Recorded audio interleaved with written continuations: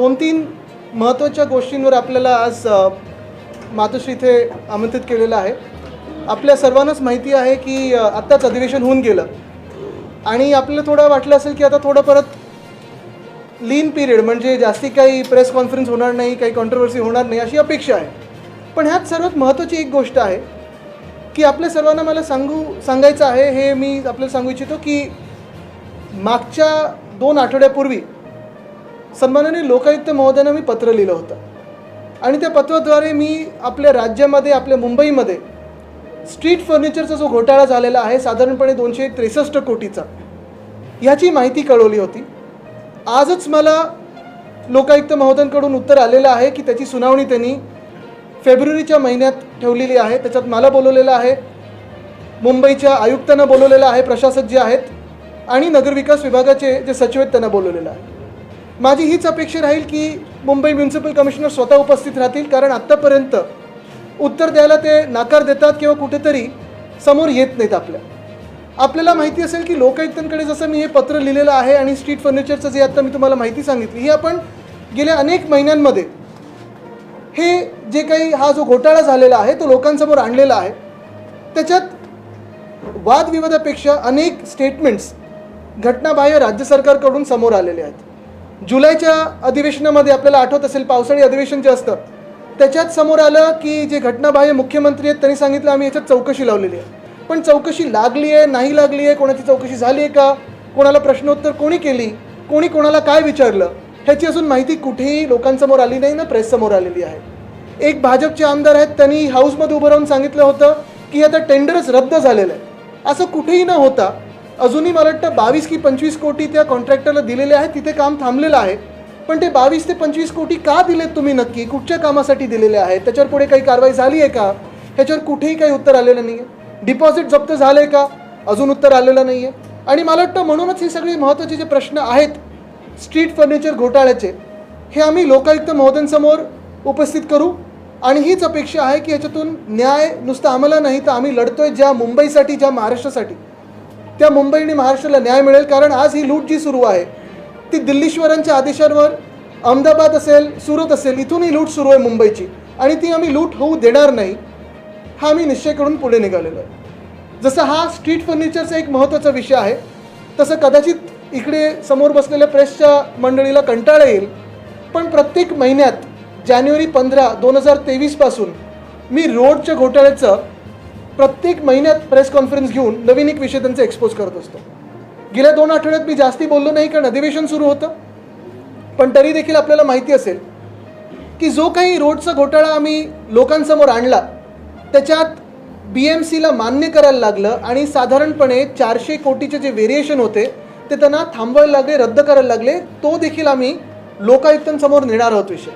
पण त्याचसोबत त्यांना ॲडव्हान्स मोबिलायझेशन कदाचित मुंबईच्या इतिहासात पहिल्यांदा जो देणार होते 625 कोटीचा, तो देखील माझ्या प्रेस कॉन्फरन्सनंतर थांबवायला लागला.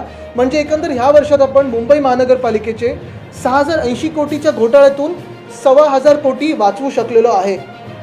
दक्षिण मुंबईचे जे कॉन्ट्रॅक्ट आहेत, तिकडचा कॉन्ट्रॅक्टर आहे त्याला रद्द केलं आहे, टर्मिनेट केलं आहे, आणि तो कॉन्ट्रॅक्टर साहजिक आहे ते गेलेत कोर्टामध्ये. आता कोर्टामध्ये गेल्यानंतर आपल्याला माहिती आहे की जे प्रशासक आहेत त्यांनी एका वेगळ्या विश्वासाने सांगितलं की आम्ही 21 दिवसात हे टेंडर पूर्ण करू. असं विश्वास आणि आश्वासन देणारे ह्या सरकारमध्ये खूप बसलेले आहेत. तरी देखील ते टेंडर जसंच निघालं, जसं पेपरमध्ये आलं तसं आपल्याला माहिती, मी एक जगजाहीर पत्र म्युन्सिपल कमिशनरनं लिहिलं की 300 कोटी कमी कसे पहिल्या टेंडरमधून ह्या टेंडरमध्ये, काही रस्ते कमी केलेत का, वगळले आहेत का, काही टेंडर बायफर्केट केले का. पण हे सगळं होत असताना मला अजूनही उत्तर आलेलं नाही. 15 दिवस झाले उत्तर आलेलं नाही. पण ते जे कॉन्ट्रॅक्टर आहेत त्यांनी कोर्टातून त्या सगळ्या दक्षिण मुंबईच्या रस्त्यांवर नवीन टेंडरवर स्टे घेतलेला आहे. आता ह्याचा अर्थ हा आहे की 11 जानेवारीपर्यंत हा स्टे असेल तर 11 जानेवारीपर्यंत हे नवीन टेंडर पुढे हलू शकत नाही.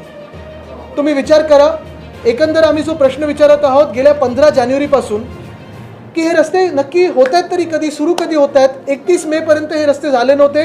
आम्हाला एक यादी आली होती जी तुम्हाला सर्क्युलेट केलेली मी आधीच यादी, की 50 रस्ते आम्ही सेफ स्टेजला आणू. सेफ स्टेज म्हणजे काय, पावसाळ्याच्या ती डागडुजी करून बाजूला ठेवून देऊ. पण ते रस्ते पूर्ण नाही झाले. ह्या मुंबईच्या इतिहासात 50 रस्ते हा सर्वात कमी आकडा होता, पण ते रस्ते पूर्ण नाही झाले. नवीन रस्त्याची सुरुवात नाही झाली. जे 21-22चे रस्ते आहेत त्यांना सांगितलं गेलं आहे, मुंबई महानगरपालिकेला आदेश आहेत की हे रस्ते देखील सुरू करू नका. असं वाटायला नको की आधीच्या कारभारातले रस्ते सुरू झालेले आहेत कामाला आणि हे रस्ते सुरू झाले नाही आहेत. आत्ता पण तुम्ही मुंबईत, मी आज जाहीर दावा करत आहे म्युन्सिपल कमिशनरना, चला आम्ही सगळे प्रेसचे इथे लोक आहोत, आम्ही सगळे विरोधी पक्षातले लोक आहोत, आम्हाला यादी द्या कुठे कुठे नवीन रस्ते सुरू झालेत ह्या 23च्या यादीतले. आम्ही तुमच्यासोबत यायला तयार आहोत आणि प्रत्येक वॉर्डमध्ये जाऊ आणि कुठे कुठे रस्ते कुठपर्यंत होत आहेत, काय नक्की काम झालं आहे, कसं काम झालं आहे हे बघायला आम्हाला जाहीर निमंत्रण द्या, आम्ही येतो.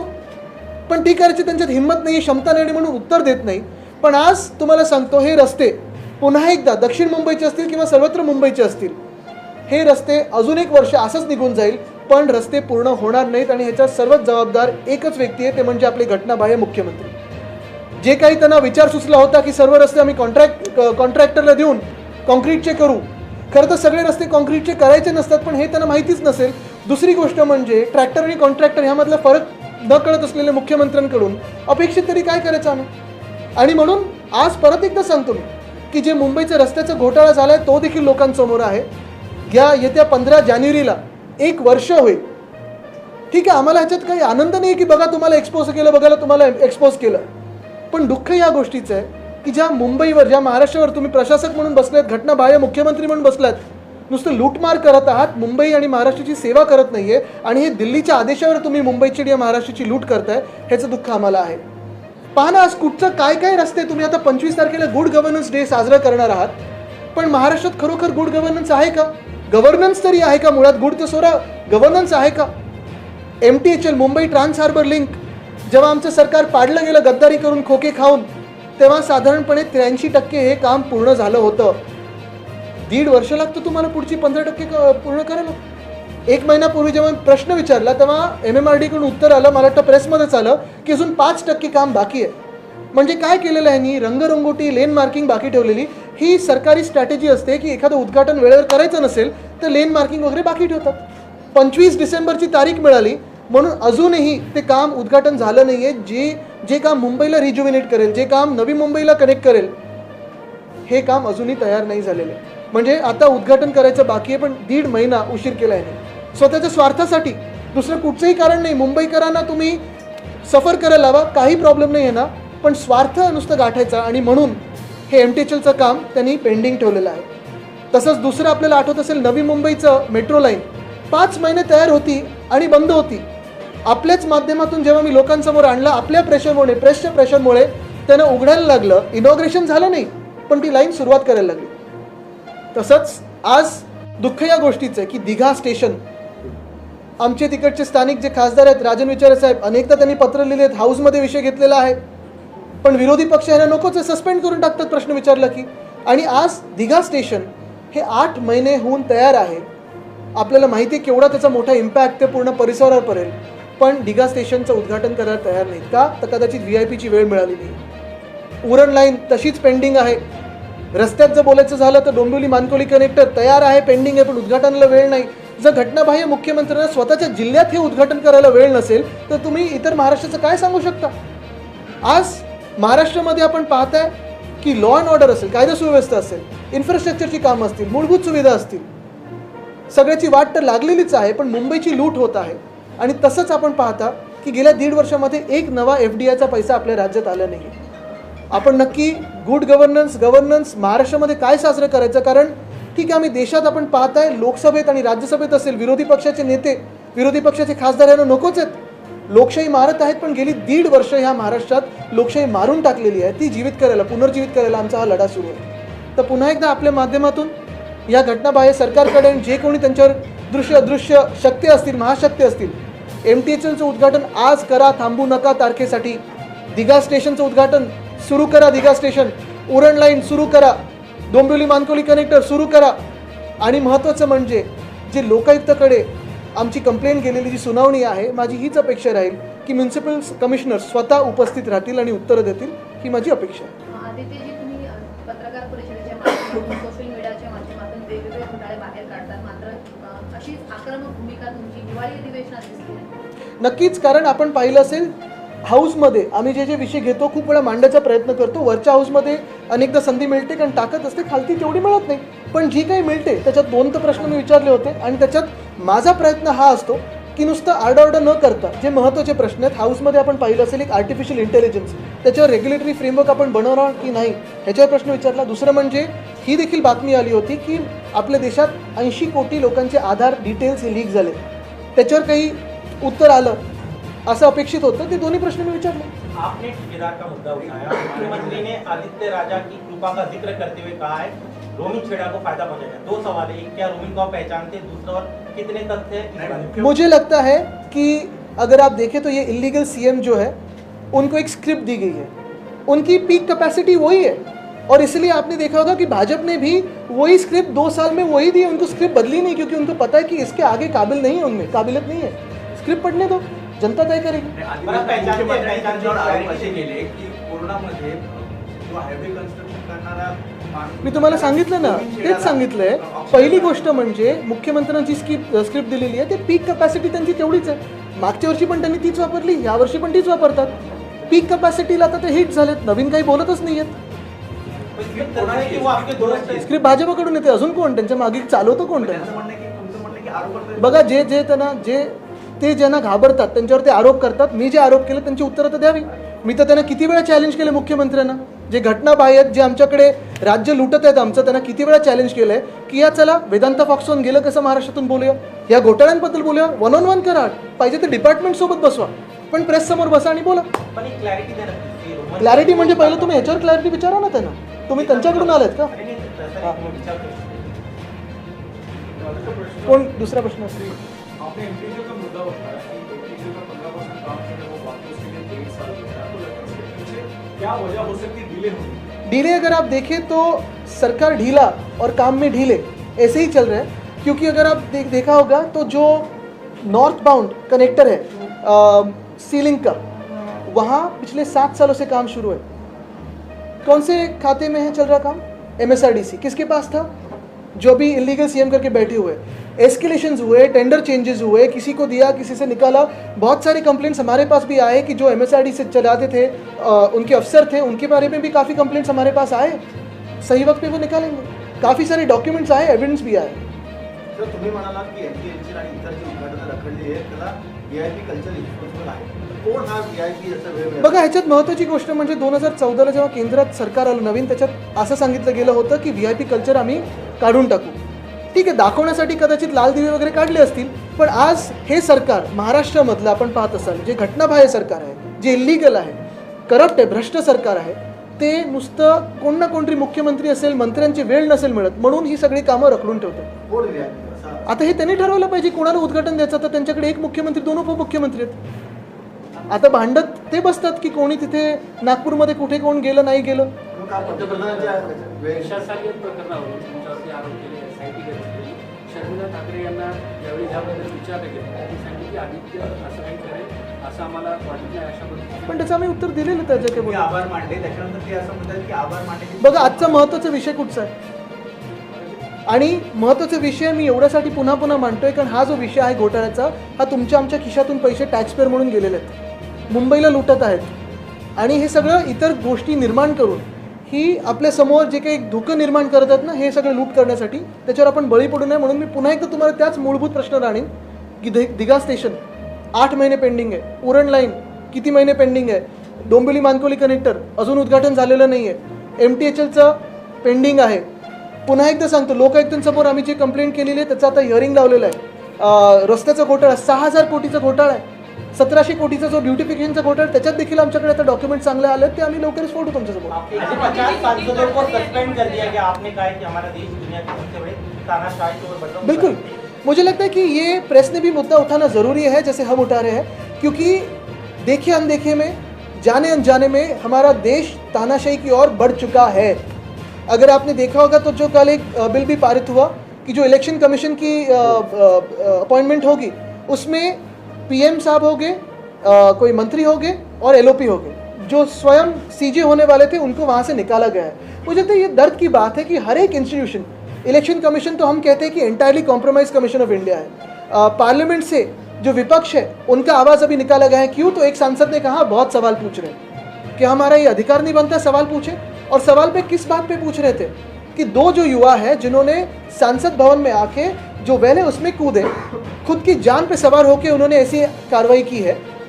शायद अलग अलग सवालों पे हो सकता है, मणिपुर के सवाल पे हो सकता है, शायद जो बेरोजगारी है उसके सवाल पे हो सकता है, लेकिन अगर दो युवा इतनी जान पे सवार होके इतनी खतरे को सामने जाके खतरों के खिलाड़ी बन के सांसद भवन में आ सकते हैं पूरी सिक्योरिटी को चुका के, तो क्या हमारा ये अधिकार नहीं बनता है कि जो हमारे लोकतंत्र का मंदिर है उस पर कोई अगर ऐसे आए तो सवाल उठाए?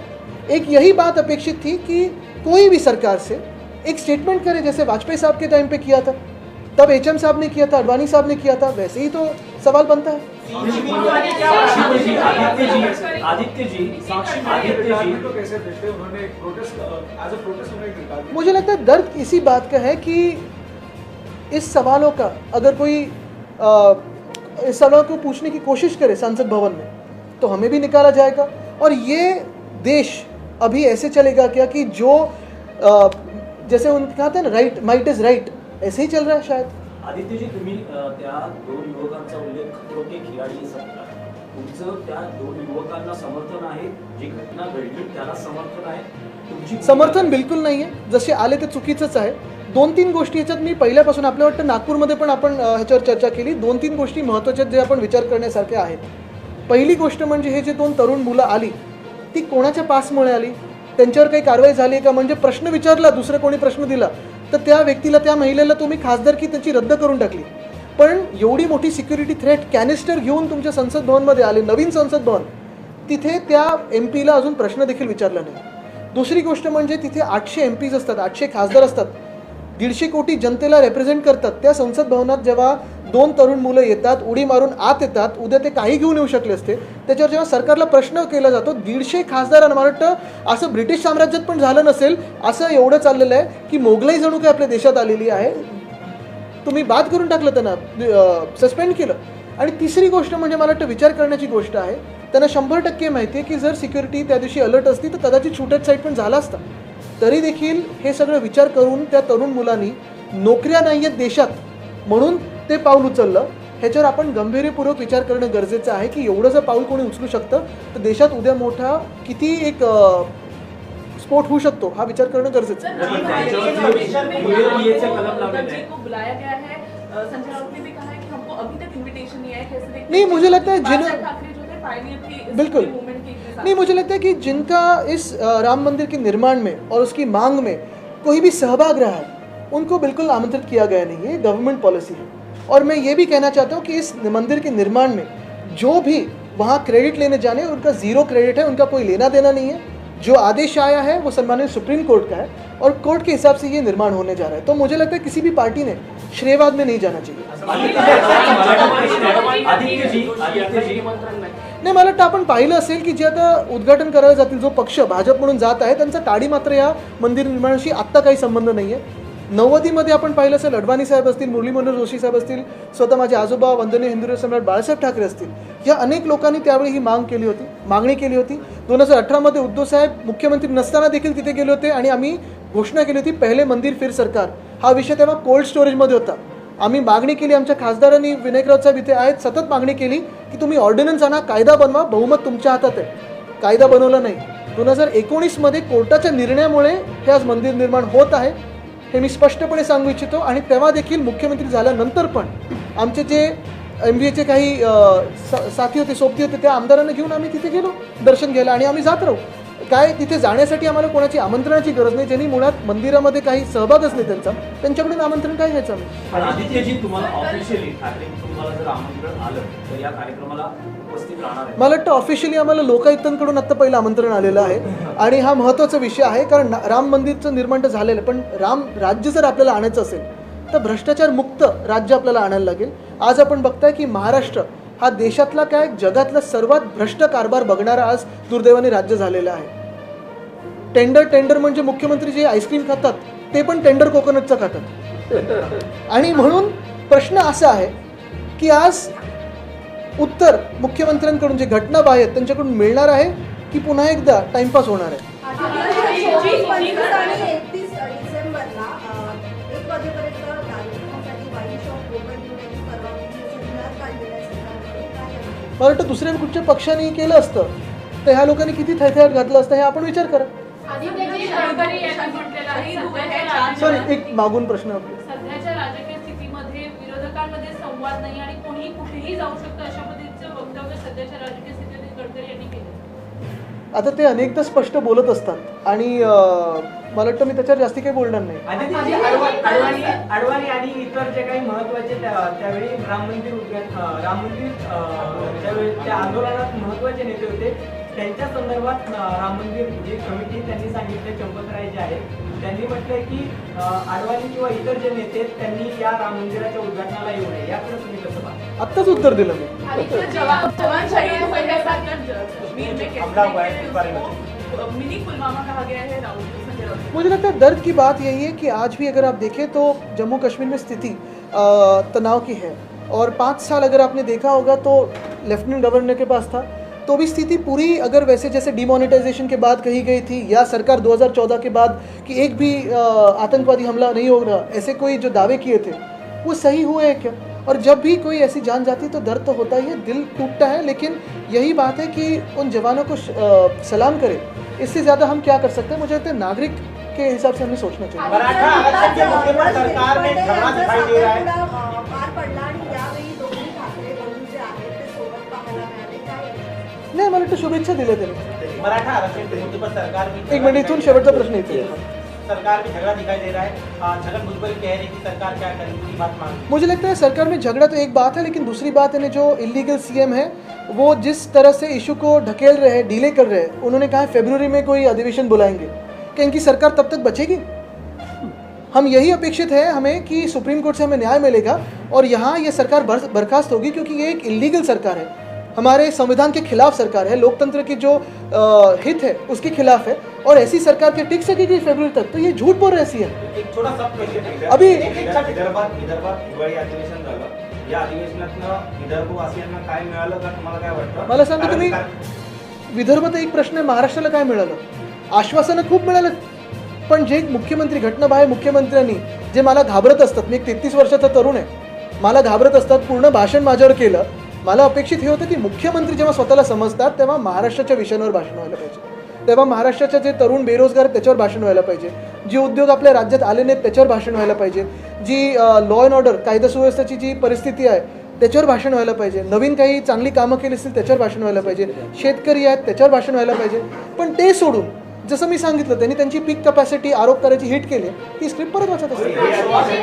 आप मुंबई के बारे में बात कर रहे हैं, इंफ्रास्ट्रक्चर के बारे में, लेकिन बीजेपी पार्टी जो है वो अपनी प्रतीक्षा कर रही है कि बीएमसी और सेंटर से फंड आए ताकि वो फंड जो है वो मुंबई मेट्रो कंस्ट्रक्शन में यूज किया जाए. मुझे लगता है अगर आपने देखा होगा तो कल ही IMF ने शायद देश को वार्न किया है कि जैसे फंड का इस्तेमाल हो रहा है, जितना कर्जा बढ़ते जा रहा है वो हम चुका सकेंगे कि नहीं, ये एक देश के लिए वार्निंग है. एक तरफ ये जो पक्ष है भाजपा, उनकी फाइनेंशियल प्लानिंग जो है वो दुनिया के सामने आई है. दूसरी तरफ हमने जो BMC में पिछले 25 सालों में जो काम किया है, जैसे अगर आपने देखा होगा कोस्टल रोड का जो काम है, STP का जो काम है, GMLR का जो काम है, हर एक काम के लिए बिना कोई छुपे हुए टैक्स बढ़ाते हुए, ना कोई टोल लगाते हुए, जो भी पैसा टैक्स से आता था उसको एक FD में रखा था और हर एक पैसे का जो अकाउंट है वो हम बजट में देते थे. तभी भी 90,000 करोड़ की हमने FDs बनाई. तो हमारी एक तरफ प्लानिंग, विकास तो हो रहा था, शाश्वत विकास हो रहा था, फाइनेंशियल प्लानिंग भी ठीक हो रही थी. दूसरी तरफ आपने देखा तो मुझे लगता है ये एक अगर आपने देखा होगा कि एक धोखा है देश को कि पैसा खर्च करो और कर्जे में जाओ तो ही विकास होता है. कोस्टल रोड में कहा जा रहा है कि अभी टोल लगाएगा. मुझे जितना याद है तब उद्धव साहब ने कहा था कि कोस्टल रोड हमारा जो सपना था और हमने जो काम शुरुआत की थी, हमने जिस काम की शुरुआत की थी, सिग्नल फ्री और टोल फ्री, ये हमारा काम था.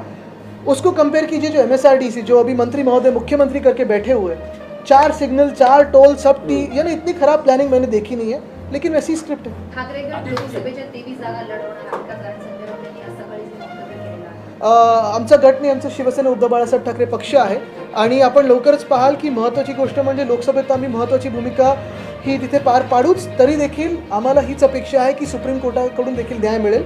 आजचा जो महत्त्वाचा प्रश्न पुन्हा एकदा आपल्यासमोर आणू इच्छितो, MTHLसाठी उशीर करू नका. दिघा स्टेशनसाठी 8 महिने झाले तयार आहे तरी उशीर करू नका. लोकांचे हाल होत आहेत, उरण लाईन लोकांचे हाल होत आहेत, डोंबिवली मानकोली कनेक्टर लोकांचे हाल होत आहेत.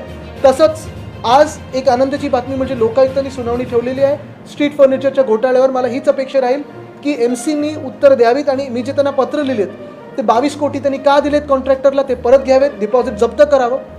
रस्त्याच्या घोटाळ्यामध्ये परत मी सांगेन सगळे टर्मिनेट करा कॉन्ट्रॅक्ट आणि नवीन कॉन्ट्रॅक्ट काढा. धन्यवाद.